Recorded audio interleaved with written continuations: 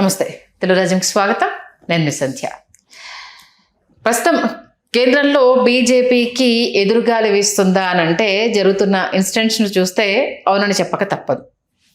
Entire ఎపిసోడ్లో కొంతమంది సీనియర్లు మౌనంగా ఉండడం, మరికొంతమంది కనిపించకపోవడంతో ఒక చర్చ తెర మీదకి రావడం జరిగింది. దీంతోపాటు క్యాబినెట్ ప్రక్షాళనకు సంబంధించి కొత్త తరం వాళ్ళు అంటే అంటే అధినేత మెప్పు పొందితే మాకేమన్నా క్లియరెన్స్ వస్తుందా అంటూ కొంతమంది చేస్తున్న కామెంట్స్, లైక్ కంగనా రనౌత్ గారు చేసిన కామెంట్ జంజీ గట్టర్ బ్యాచ్ అనేసి అని చాలామంది అంటే అధినేత దృష్టిలో పడే ప్రయత్నం చేస్తున్నారు.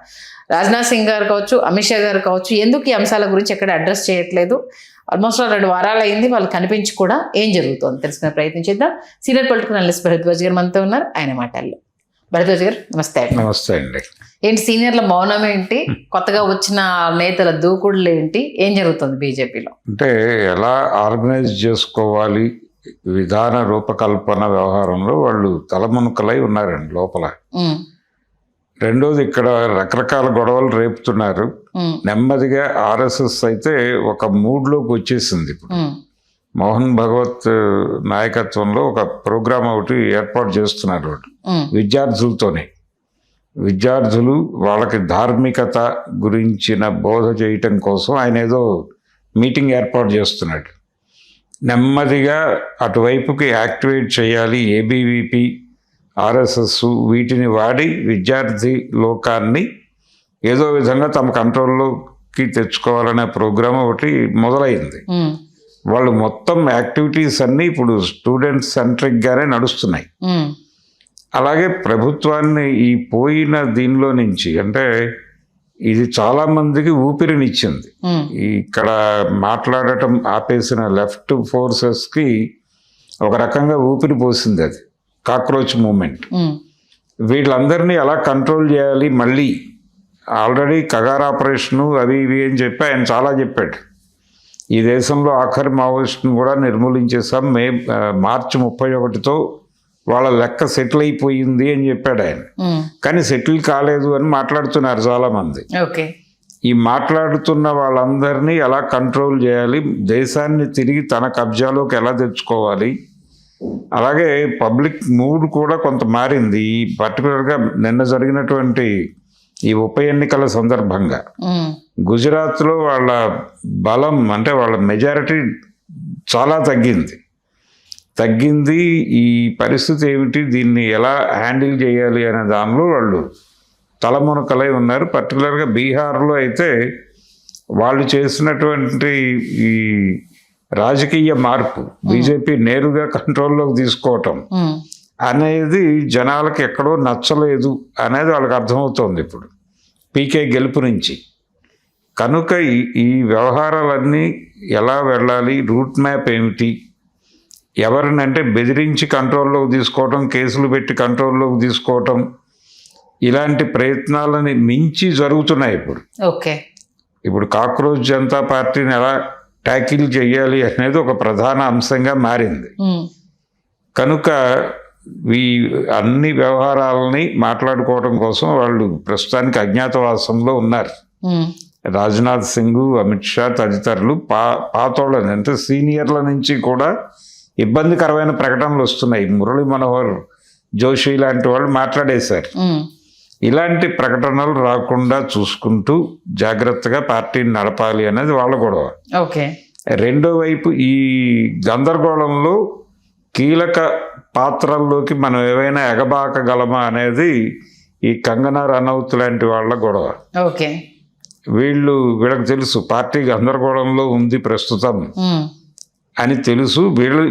వాళ్ళు మాత్రమే కాదు, ఇప్పుడు చిన్న వీళ్ళని సపోర్ట్ చేస్తున్నటువంటి మీడియా దుకాణాలు కూడా అత్యుత్సాహం ప్రదర్శిస్తున్నాయి, అతిగా మాట్లాడి అవతల వీళ్ళకి ఎవరైతే శత్రువులు అనుకుంటున్నారో వాళ్ళ మీద ఏ రకమైన దాడి చేయడానికైనా సిద్ధపడిపోతున్నారు. సిద్ధపడిపోయి వాళ్ళ మెప్పు పొందాలి, వాళ్ళ దృష్టిలో పడాలి. కష్టకాలంలో మమ్మల్ని సపోర్ట్ చేసి నిలబడ్డారు వీళ్ళు అనే క్రెడిట్ కొట్టేస్తే డెఫినెట్గా జీవితంలో ఇంతకంటే అవకాశం రాదు ఎగబాకటానికి అనేది ఫిక్స్ అయి ఉన్నారు వీళ్ళు. ఆ ఫిక్స్ అయ్యి వాళ్ళు ఓవర్ యాక్షన్ చేస్తున్నారు. వీళ్ళు ఓవర్ యాక్షన్ చేస్తున్నారు. ఇప్పుడు ప్రతి వాడు అంటే ఒక అడ్వాంటేజ్గా తీసేసుకుంటున్నారు ఈ సీన్ని. ఓకే. బీజేపీ వీక్ అయింది అనేది వీళ్ళ నుంచి అర్థమైపోతుంది ప్రపంచానికి. వీళ్ళు ప్రదర్శిస్తున్న అత్యుత్సాహం నుంచి సామాన్య ప్రజలకు అర్థమవుతోంది బీజేపీ కండిషన్ ఏమిటి అనేది. ఇది కూడా భయపెడుతోంది అమిత్ షాని. వీళ్ళ ఓవర్ యాక్షన్ కూడా కంట్రోల్ చేయాలనుకుంటున్నాడు ఆయన. ఓకే. కంట్రోల్ చేయాలి. వీళ్ళ గోల వలన మన పరువు ఇంకా పోతోంది అవతల వాళ్ళు చేస్తున్న దానికంటే కూడా. మనకేదో పాత సామెత ఉంది, అది మొగుడు కొట్టినందుకు కాదు తోడుకోవడం నవ్వినందుకు అని. అలాంటి పరిస్థితుల్లో ఉన్నాడు ఆయన. కాబట్టి చాలా గందరగోళం ఉంది ఇప్పుడు ఈ రాజకీయ వాతావరణం. రెండో వైపు దీని మీద ఆధారపడి బతుకుతున్నటువంటి పార్టీల వాళ్ళు భజన కార్యక్రమం చేస్తున్నారు. విపరీతంగా పొగడ్తల్లో ముంచెత్తుతున్నారు. ఈ కష్టకాలంలో మీ వైపు నిలబడటమే మా దేశభక్తికి సూచన అని కూడా మాట్లాడుతున్నారు చంద్రబాబు లాంటి వాళ్ళు. ఇది కూడా భయం కలిగిస్తోంది. వీళ్ళు మళ్ళీ రేపు పొద్దున ఏం బేరం పట్టుకొస్తారో అనేది ఒక ఆందోళన.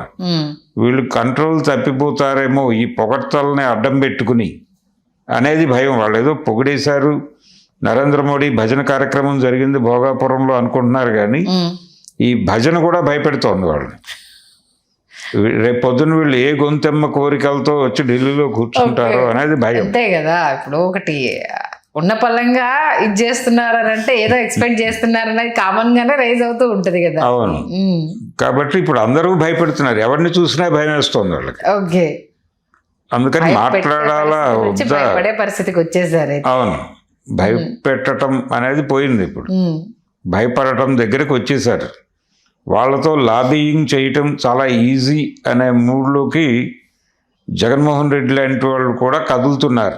అంటే ఢిల్లీలో కొంచెం కేంద్రీకరించాలి అని అనుకుంటున్నాడు ఆయన. ఇప్పుడు ఢిల్లీలో కేంద్రీకరించాలి అనుకోవడం అంటే నెమ్మదిగా తను కూడా ఒక లైన్ వేస్తున్నాడు. ఈ పరిస్థితి ఈ పరిణామాల నుంచి వచ్చేసింది. ఓకే. ఈ అడ్వాంటేజ్ ప్రతి వాళ్ళు తీసేసుకుంటున్నారు అనేది వాళ్ళకి అర్థమైపోయింది. ఇప్పుడు పార్టీని ఏం చేయాలి, బయట ప్రపంచంతో ఎలా వ్యవహరించాలి అనే దానికి సంబంధించి ఒక సీరియస్ రూట్ మ్యాప్ క్లియర్ చేయాలి, తయారు చేసుకోవాలి. వాళ్ళు తయారు చేసుకోవడంతో పాటు ఇప్పుడు మంత్రివర్గ విస్తరణ కార్యక్రమం పెట్టుకుంటారని నేను అనుకోవడం లేదు. కొంచెం టైం తీసుకుంటారు. కొంచెం టైం తీసుకుని ఎవరిని లోపలికి తీసుకోవాలి, ఎవరిని పంపాలి అనేది జరుగుతుంది. ఇప్పుడు బయట హడావిడిగా మాట్లాడుతున్న వాళ్ళు ఎవరిని కన్సిడరేషన్లో తీసుకోడు ఆయన. ఓకే. వీళ్ళందరూ ఆస్పిరెంట్స్ అనే విషయం ఆయనకు తెలుసు. రీల్స్ తోటి జనరేషన్ కి దగ్గర ఉండాలి, అప్డేటెడ్ గా ఉండాలి అనేసి అంటే ఈ వర్షన్ తోటి అవ్వదు కదా. కాబట్టి వీళ్ళు దాన్ని ఫుల్ఫిల్ చేద్దాం అనేసి అన్న ప్రయత్నంలో ఓవర్ యాక్షన్ అనుకోవాలా. అంతే. అంటే తిట్టడం ద్వారా సాధించేది ఏమి ఉండదు అనేది వాళ్ళకి అర్థం కావట్లేదు. ఓకే. అంటే మోడీ గారు ఒక మాట చెప్పాడు ఎంపీలందరికీ, మీరు రీల్స్ చేయండి, ఈ కొత్త టెక్నాలజీని అడాప్ట్ చేసుకోండి, సోషల్ మీడియాలో యాక్టివ్గా ఉండండి. ఇవన్నీ తిట్టడం కోసం కాదు, తిట్టడం కంటే కూడా తమ గురించి ప్రచారం చేసుకోవటానికి కావాలి అది, ఆ కనెక్టివిటీ.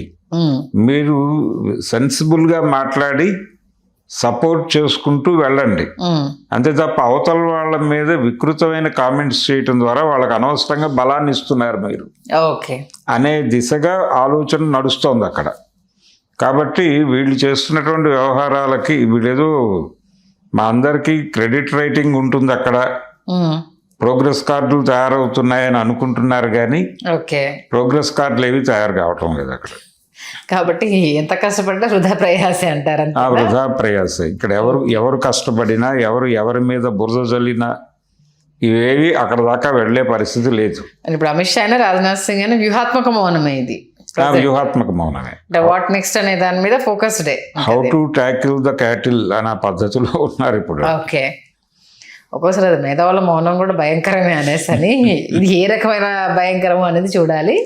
వీళ్ళు ఆచరణతో కూడుకున్నటువంటి వ్యక్తులు, మేధావులు అంటే ఏదో ఆలోచించే వాళ్ళు మాత్రమే కాదండి, ఆచరణ కూడా లింక్ అయి ఉంది. వీళ్ళు ఇమ్మీడియట్ గా రంగంలోకి దిగుతారు.